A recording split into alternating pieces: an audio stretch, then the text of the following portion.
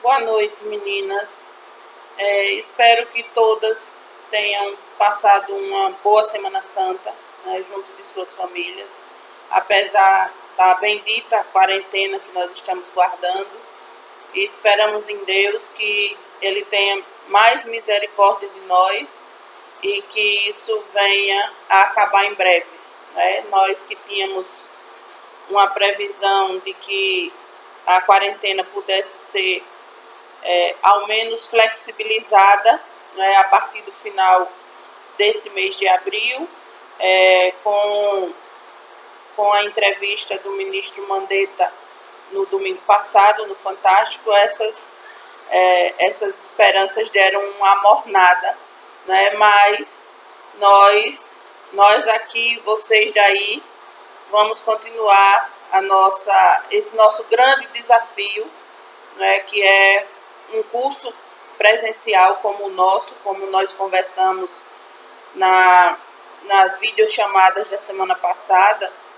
É um curso eminentemente presencial como o nosso, e ter que se adaptar rapidamente, tanto que a gente ainda está no processo de amadurecimento dessas novas estratégias didáticas, né, desses novos instrumentos virtuais, embora nós utilizássemos já as redes sociais, mas não como instrumento didático. Então, acredito,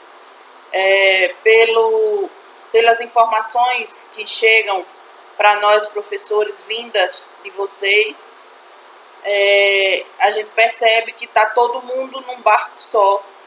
Se nós estamos procurando nos adaptarmos como docentes, vocês que são discentes também estão procurando meios, e acredito que juntos poderemos chegar ao êxito, né, ao final desse processo todo, porque é desafio para todos nós, mas com a graça de Deus e os nossos esforços, né, conjuntamente, né, a gente fazer que nem um bordão que foi muito utilizado depois da posse do nosso atual presidente, né? Ninguém solta a mão de ninguém nesse momento, porque é um momento de união, de integração, para que todos possam vencer juntos, né? Passar por essa tempestade toda e vencer. Então, a partir dessa semana, nós estamos testando novas estratégias,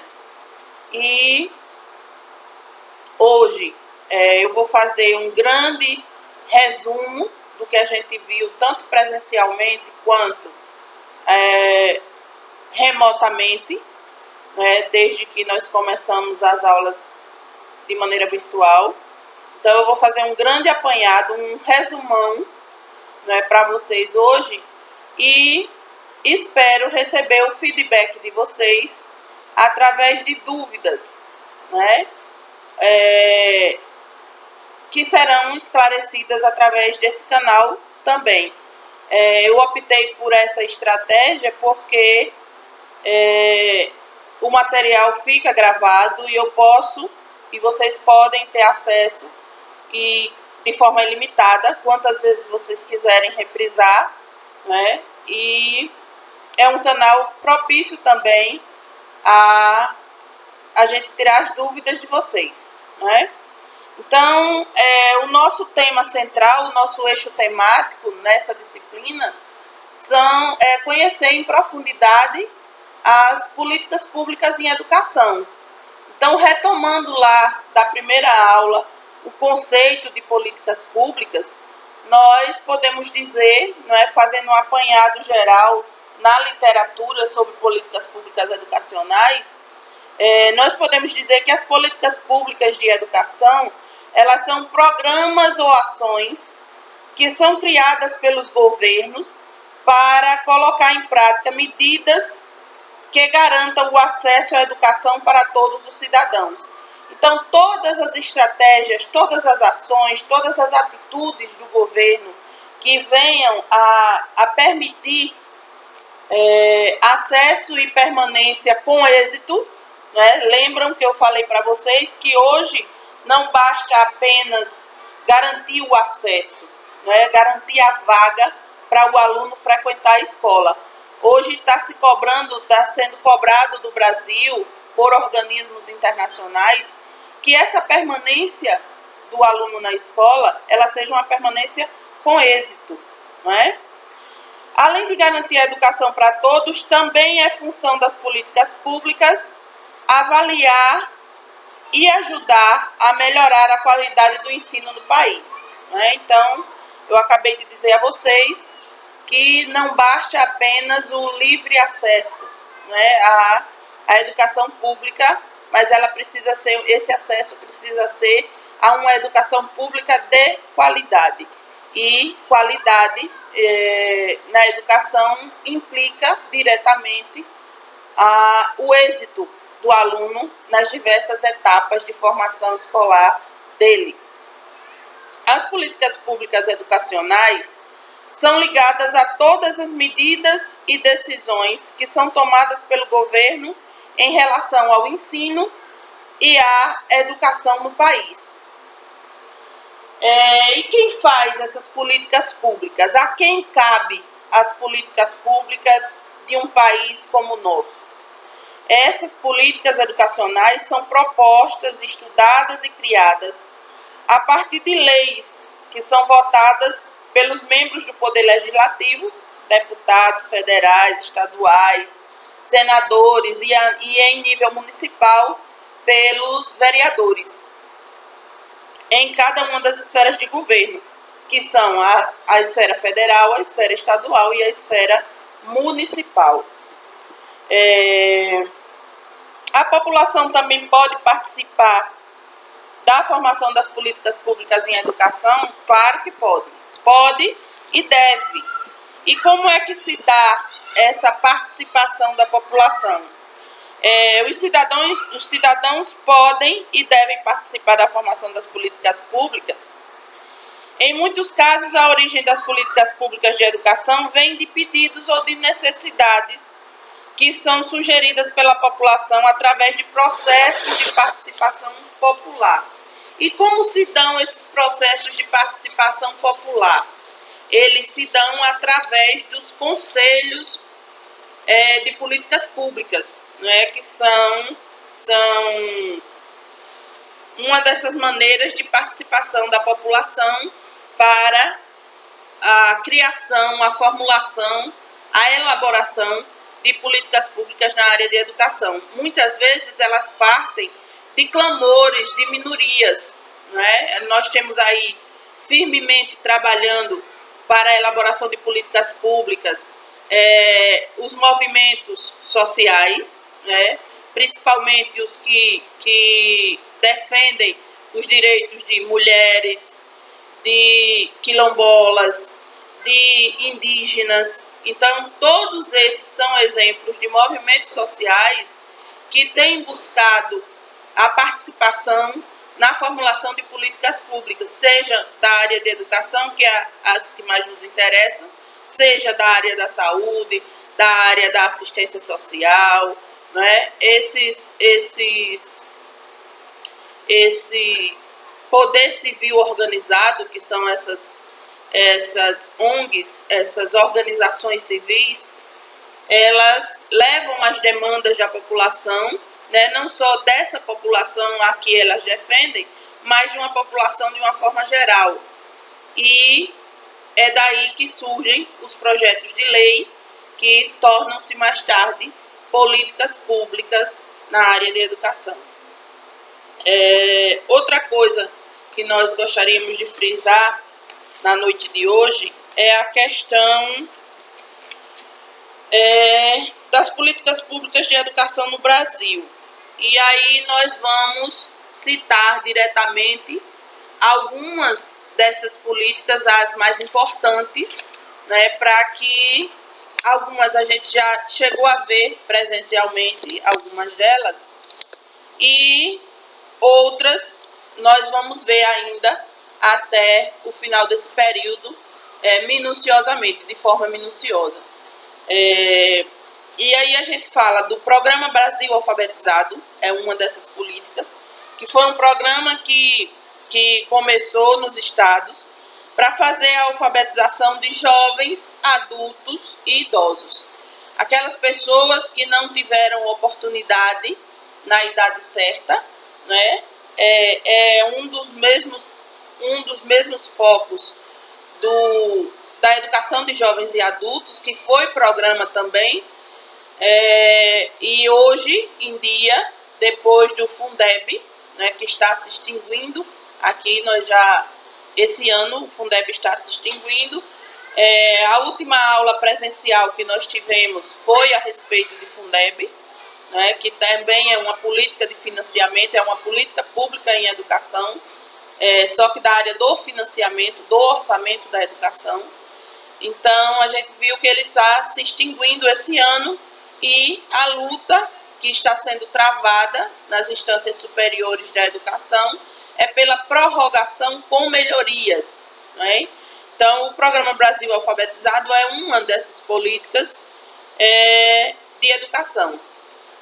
Também o Programa Nacional de Acesso ao Ensino Técnico e Emprego, o PRONATEC, como muita gente conhece. Alguns não conhecem pelo nome completo, mas quando a gente cita a sigla, normalmente nós nos remetemos a esses programas. Então, o PRONATEC, que foi um programa que surgiu para aumentar a oferta de curso de educação tecnológica e profissionalizante, né? O programa atende estudantes da rede pública, trabalhadores e beneficiários de outros programas sociais do governo. Então, o PRONATEC ele veio para esse público jovem, né, que tanto carece de oportunidades de emprego. E na nossa cidade de Penedo, em especial, isso é uma reclamação constante. Entra governo, sai governo, né, e nós temos essa grande dificuldade. E o PRONATEC, eu acredito que algumas de vocês lembram, o PRONATEC, ele, durante um tempo aqui em Penedo, ele teve assim um auge, né, e eu percebi que ultimamente o PRONATEC, né, ele tem desaparecido aqui do ensino estadual.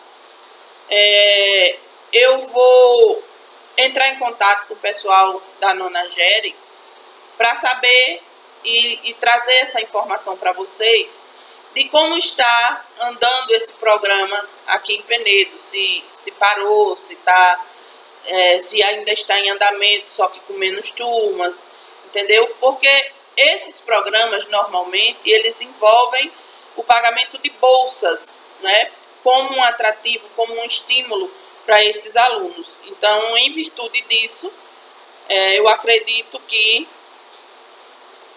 ele tenha sido suspenso aqui em Penedo, mas eu vou pesquisar, né, sobre essa situação e trago para vocês, ou aqui, ou quem sabe já de forma presencial, um retorno a respeito do PRONATEC, certo? Um outro programa, desta feita voltado para a educação superior, é o programa Universidade para Todos, o famoso ProUni, que é um programa pensado, foi criado para oferecer bolsas de estudo em instituições privadas de ensino superior. As bolsas são destinadas aos estudantes de baixa renda que ainda não têm ensino universitário. Então, você faz o Enem, né, e você, com a nota do Enem, você pleiteia uma vaga no ProUni, né? As bolsas são de 50% e de 100%. Então, foi um programa que veio também a ajudar nesse processo de universalização do ensino superior no Brasil, né? É uma política de incentivo, uma política educacional de incentivo à universalização do ensino superior no Brasil através do ProUni, uma política de fortalecimento, né, do ensino superior no Brasil. Nós temos também o MEDIUTEC, né? Programa que oferece cursos de ensino técnico dedicados aos estudantes que estão cursando o ensino médio nas escolas públicas e estaduais. Mais um programa de incentivo à profissionalização, né, dos jovens para o mercado de trabalho. Então vejam que essas políticas, esses programas, eles se estendem pela educação básica e também pelo ensino superior. Então ele não tem só uma face, né, de atuação. Ele é uma política em educação, mas que ele abrange as diversas modalidades de educação e os diversos níveis de ensino que nós temos no Brasil.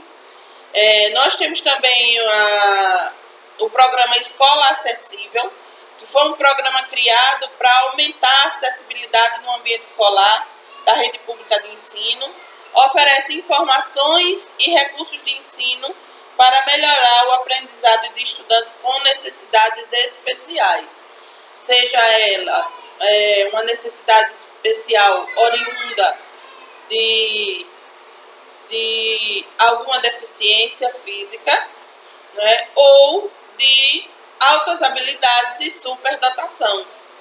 Né? Então, o problema pode ser de origem patológica, né, ou pode ser de altas habilidades ou superdotação. Esse é um programa específico para esse tipo de aluno, né? Nós temos também apoio à formação superior e licenciatura interculturais indígenas, o ProLIND, né? É um outro programa que foi criado para dar apoio financeiro aos cursos de licenciatura indígenas ou interculturais, que formam os professores de escola indígena. Nós temos também o programa Caminho da Escola, que é um programa para financiar transporte escolar, a um preço melhor para estados e municípios. Temos também o próprio Fundeb, é uma política pública em educação. Foi a última aula presencial que nós tivemos, foi para tratar do Fundeb, né, que é o grande fundo de financiamento da educação, é de onde vem o dinheiro para custear programas, ações, né, do Ministério da Educação. Então, talvez a mais importante política pública em educação que nós temos no Brasil. Eu falei para vocês em sala de aula que não adianta nós termos um planejamento, né, de ações, de programas e tudo, se a gente não tem dinheiro para custear. Então, é muito importante que a gente consiga essa prorrogação e consiga também fazer as melhorias e ampliações no Fundeb, né, para que o próximo ano nós já tenhamos esse fundo, e aí ele passa a ser um fundo, pela proposta que está tramitando, ele vai passar a ser um fundo permanente e não um fundo que, como os que antecederam ele, que tem data para começar e data para terminar. De acordo com a proposta que está tramitando em relação ao Fundeb, ele passa a ser um fundo permanente de financiamento da educação. É por isso que é preciso fazer algumas modificações, é preciso que o governo federal entre com uma contrapartida maior, e a proposta do projeto que está tramitando é que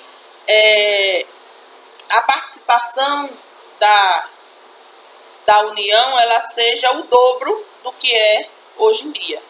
Né? Então, a gente pede a Deus que, ao voltarmos às nossas vidas, né, e que possa continuar tramitando rápido, né, esse projeto de tornar o Fundeb um fundo permanente de financiamento da educação, com algumas melhorias, e dentre elas, a principal delas, o aumento da contrapartida da União nesse fundo.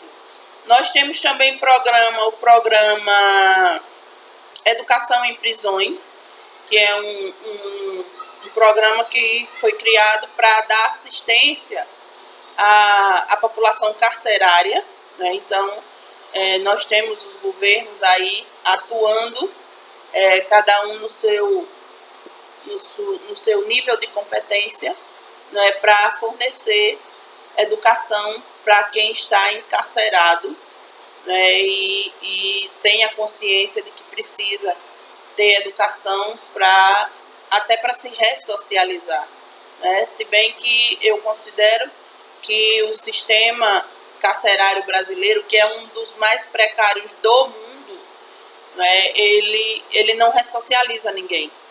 Na verdade, eu considero que é uma escola de crimes.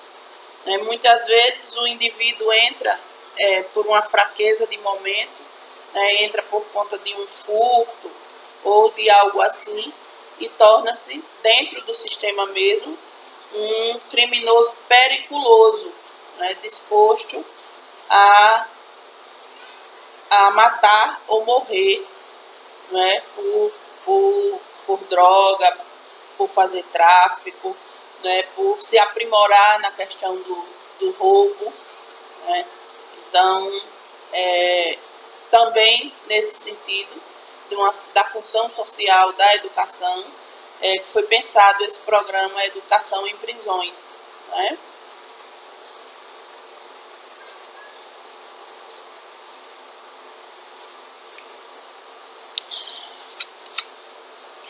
E aqui nós vamos abrir um parêntese para falar sobre as leis da educação, né?